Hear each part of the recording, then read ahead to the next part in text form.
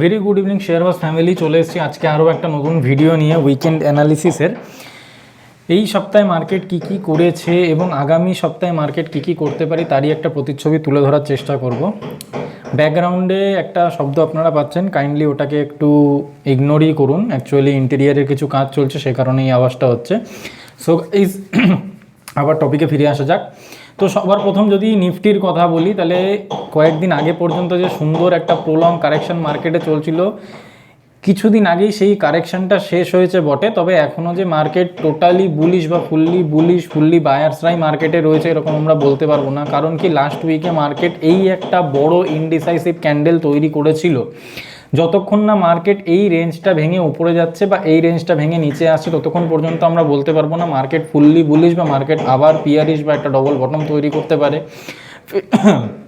Sorry guys, ফিউচারে কি হতে পারে সেটা এই মুহূর্তে বলা মুশকিল, যতক্ষণ না এই রেঞ্জের মধ্যে মার্কেট এই রেঞ্জটাকে ভেঙে ওপরে ব্রেকআউট দিচ্ছে বা নিচে ব্রেকআউট দিচ্ছে। আর একটা জিনিস জেনে রাখবেন, ব্রেকআউট বা ব্রেকডাউনের থেকেও ক্লোজিংটা বেশি ইম্পর্টেন্ট। যতক্ষণ না মার্কেট এই 860-এর ওপরে গিয়ে ক্লোজ দিচ্ছে বা নিচে 306-এর নিচে এসে বা 300-এর নিচে এসে ক্লোজিং করছে, ততক্ষণ পর্যন্ত আমরা মার্কেটকে কোনোভাবেই বলতে পারবো না ফুললি বুলিশ বা ফুললি বিয়ারিশ।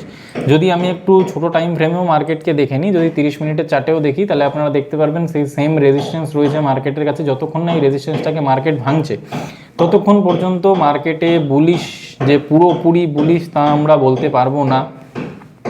এবং আপনারা যদি এখানে এই জোনটা দেখেন, এই জোনটা দেখলে আপনারা বুঝতে পারবেন মার্কেট এইখানে প্রিভিয়াস টাইমে এই জোনটাতে মার্কেট অনেকবার রেজিস্ট্যান্স নিয়েছে এবং অনেকবার সাপোর্ট নিয়েছে। যদি আপনারা এই জোনটা দেখতে পান, তাহলে এখানে দেখতে পারবেন মার্কেট অনেকবার রেজিস্ট্যান্স নিয়েছে, সাপোর্ট নিয়েছে, গ্যাপ ডাউনও এই জোনেই হয়েছিল। এখানে এসেই রেজিস্ট্যান্স নিয়ে কনসলিডেট করে ব্রেকআউট দিয়েছিল, রিট্রেস করেছিল, আবার সাপোর্ট নিয়েছিল, সেকেন্ড টাইম সাপোর্ট নিয়েছিল, ব্রেক করেছিল, আবার এখানে এসে রেজিস্ট্যান্স নিচ্ছে। সুতরাং এই জোনটা অটোমেটিক্যালি আমাদের কাছে খুব ইম্পর্টেন্ট একটা জোন। যতক্ষণ না এই জোনটার ভেঙে ওপরে যাচ্ছে, ততক্ষণ আমরা মার্কেট নিয়ে কনফিডেন্টলি বলতে পারবো না মার্কেটে একটা বুলিশনেস চলে এসেছে।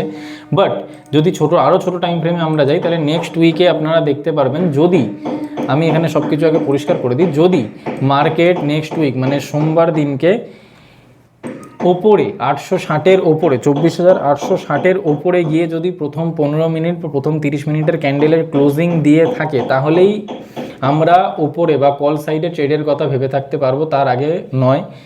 কারণ কি, যতক্ষণ না এই জায়গাটাকে বা এই জোনটাকে ভাঙছে, ততক্ষণ মূলত মার্কেট কনসলিডেশন ফেজেই থাকবে। এই তো গেল আমাদের নিফটির কথা। এবার চলে আসি স্টকের কথা। প্রথমে আপনাদের একটা সেক্টর দেখাই।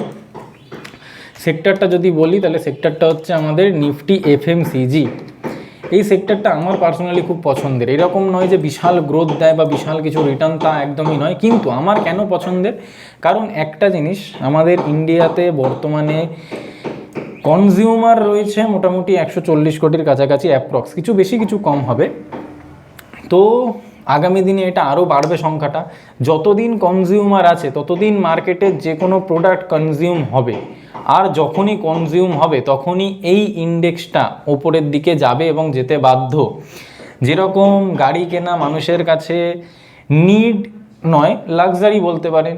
কেউ কেউ দরকারের জন্য কিনে অবশ্যই, তবে সেরকমভাবে না থাকলেও যে জীবন চলবে না তা নয়। কিন্তু কনজিউমার প্রোডাক্ট এমন একটা জিনিস যেটা প্রত্যেকটা মানুষের নিড। সেটা 5 বছরের শিশু হতে পারে, 50 বছরের একজন বার্ধক্য মানুষ হতে পারে। সুতরাং এই ইন্ডেক্সটা বরাবর আমার খুব পছন্দের। এবং বর্তমানে এই ইন্ডেক্সটাতে যদি দেখেন আপনারা ডেইলি টাইম ফ্রেমে, এই ইন্ডেক্সে একটা সুন্দর ডবল বটম প্যাটার্ন তৈরি হয়েছে, আপনারা সবাই লক্ষ্য করতে পারছেন।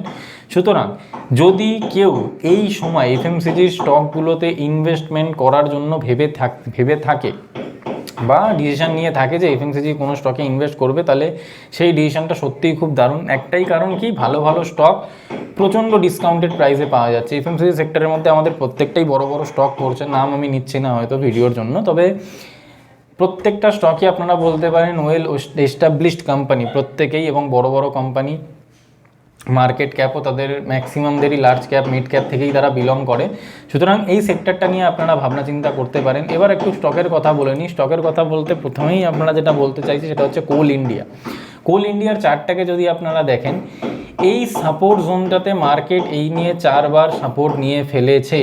প্রথম সাপোর্ট নিয়েছিল মার্চে, তারপর নিয়েছিল জুনে ইলেকশনের সময়, তারপরে আবার সাপোর্ট নিয়েছিল নভেম্বরে, আবার সেকেন্ড সাপোর্ট নিল নভেম্বরে, আবার ডিসেম্বরে এসে সাপোর্ট নিয়েছে এবং সুন্দর একটা হ্যামার ক্যান্ডেল বানিয়েছে। সুতরাং আমরা এইটুকু বলতে পারি যে এইখানে এই কোল ইন্ডিয়ার চার্টটাতে একটা সুন্দর ডবল বটম তৈরি করেছে এবং ডবল বটমটাও সেইখানে এসেই তৈরি হয়েছে যেখানে মার্কেট প্রিভিয়াসলি বেশ কয়েকবার সাপোর্ট নিয়ে রেখেছে এবং কোম্পানিটাও নো ডাউট দারুণ। কেউ যদি একটু লম্বা সময়ের জন্য ভাবনা চিন্তা করেন স্টক নিয়ে, তাহলে অবশ্যই আপনারা কোল ইন্ডিয়াটাকে কনসিডার করতে পারেন এবং তার সাথে এফএমসিজি সেক্টরটাকেও আপনারা কনসিডার করতে পারেন। সো গাইজ, আজকের ভিডিও এটুকুই ছিল। দেখা হবে আবার পরবর্তী কোনো সোমবার দিন নতুন একটা ভিডিও নিয়ে। সোমবার দিনের ভিডিওটা একটু ইন্টারেস্টিং, বেশ কিছু স্টকস নিয়ে আমরা আলোচনা করব যেখানে ভালো ইনভেস্টমেন্টের অপরচুনিটি রয়েছে এবং ইনভেস্টমেন্টের অপরচুনিটির সাথে সাথে আপনাদের রিটার্নের প্রবাবিলিটি বা পোটেনশিয়ালটাও অনেকটা বেশি থাকবে। সেই ভিডিও নিয়ে আপনাদের সাথে আবার দেখা হবে সোমবার দিন। ততক্ষণের জন্য ভালো থাকবেন, সুস্থ থাকবেন। আজকের জন্য এটুকুই ছিল। Thank you guys.